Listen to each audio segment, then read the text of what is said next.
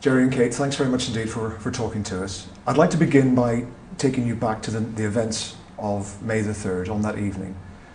Tell us how you discovered that Madeleine had gone. As I think people are aware, we were checking regularly on the children, and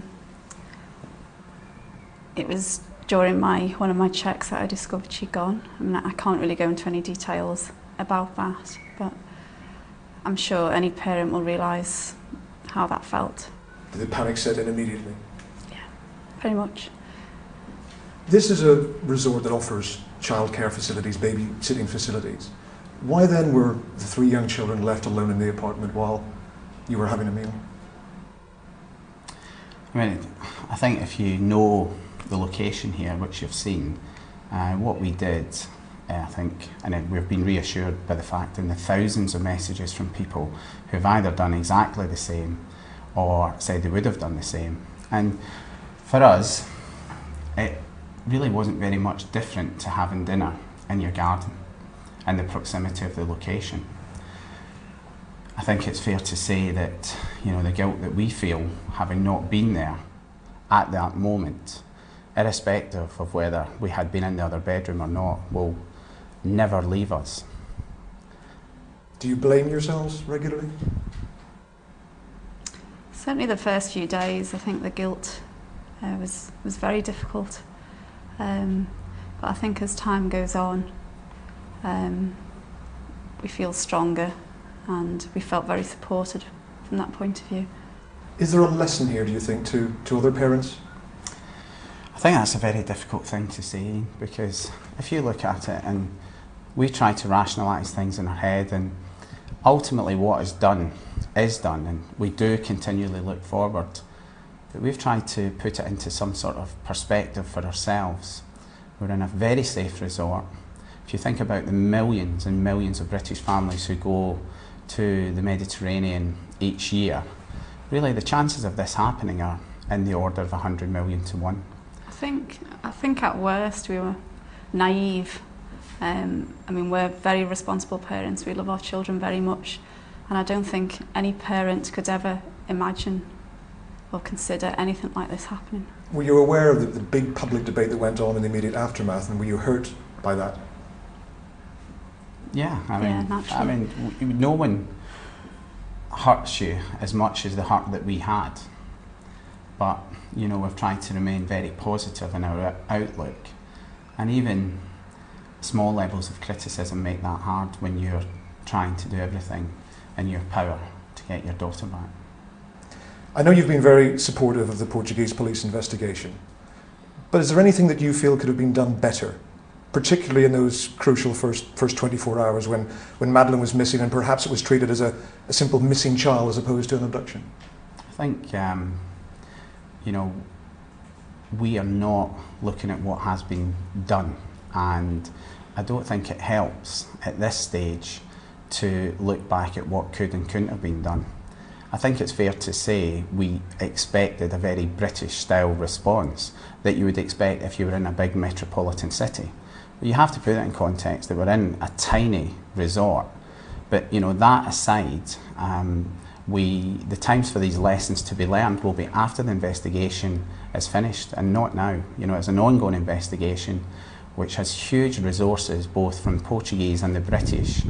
They're working very, very closely with lots of expert help, and I know there's hundreds of pieces of information continuing to come forward, and I would strongly like to emphasise we would like anyone who's been in here in the 2 weeks leading up to the abduction to come forward if they have not already done so and upload their photographs, because we want Madeleine back and people can still influence that. Looking back, I mean, did you see anything suspicious in the days leading up to her abduction? Did you notice anything? Have you been racking your brains to try to think whether people might have been watching? We didn't. If we did, we wouldn't tell you because it may be important information, but we didn't, you know. It was such a relaxing holiday, and in fact, as a family unit, up until that night, and with the friends we were here, certainly for us, it was as good a holiday as we have had with the children, up until that point. You have to keep believing that Madeleine is still going to be found. alive and well. Absolutely. And Do you ever, though, allow yourself to drift towards negative thoughts?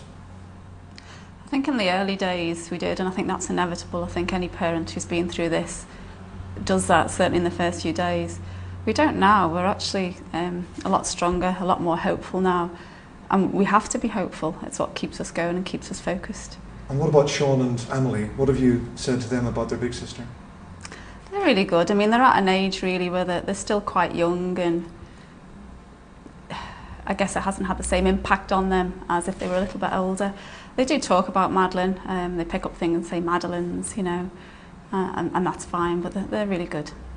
I think that's, you know, something that is, many people have said to us that this is a parent's worst nightmare, and it is. It truly is, and it's as bad as you can possibly imagine. But, you know, if all three of the children had been taken, it could have been even worse than your worst nightmare.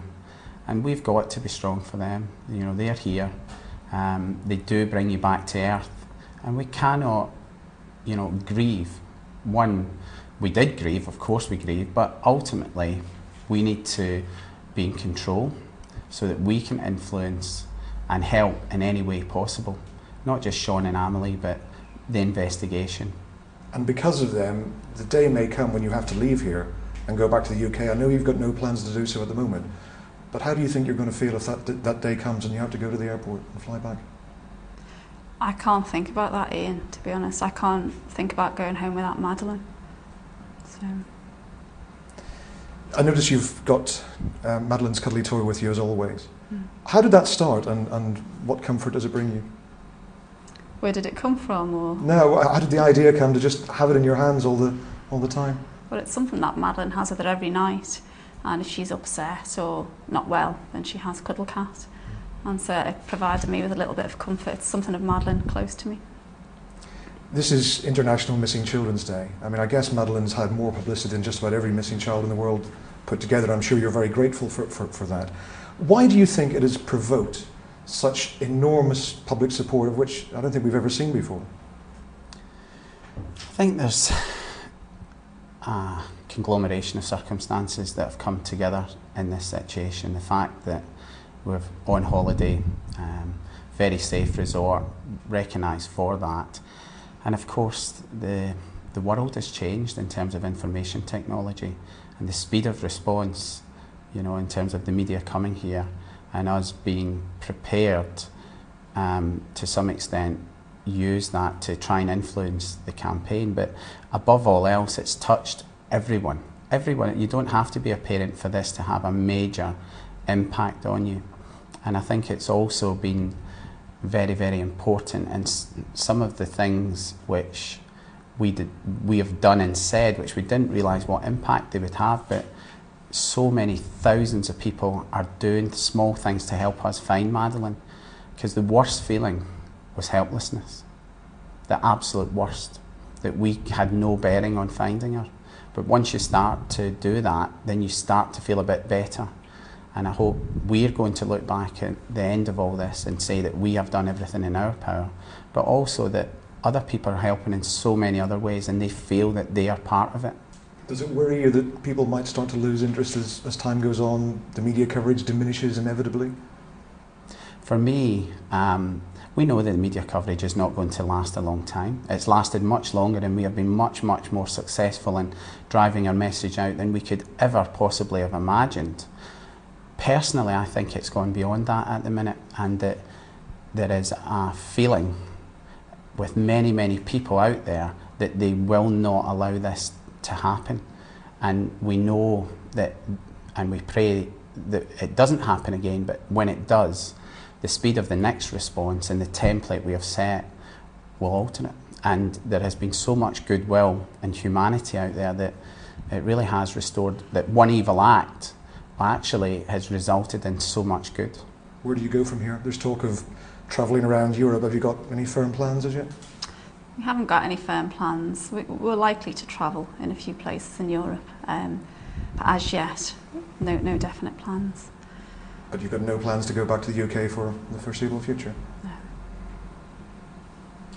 I think that everybody has just been incredibly impressed with you as a couple and how you've dealt with this. There was a period after a week or so where you looked as if you were almost broken, and who could not understand that?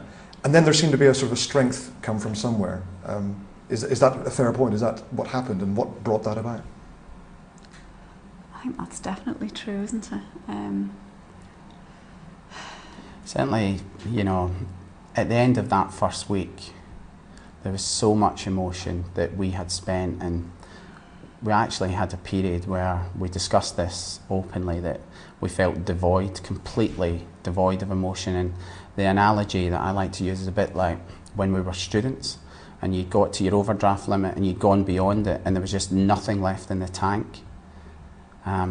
Also, I think physically and mentally were shattered. But you know, as you gradually get more on an even keel, we started to get back into the black, and we'd also worked tirelessly behind the scenes to put support mechanisms in place, including our legal team, the response with the fund, which was really driven by offers rather than us thinking that we needed it. And once these were in place, then it helped us to focus on what we really needed to focus on. Well, everyone who's watching, who's been following Madeleine's case over the past 3 weeks, just wishes you all the best. Thanks very much, Gerry. Thanks very much. Thank you very much. Thank you.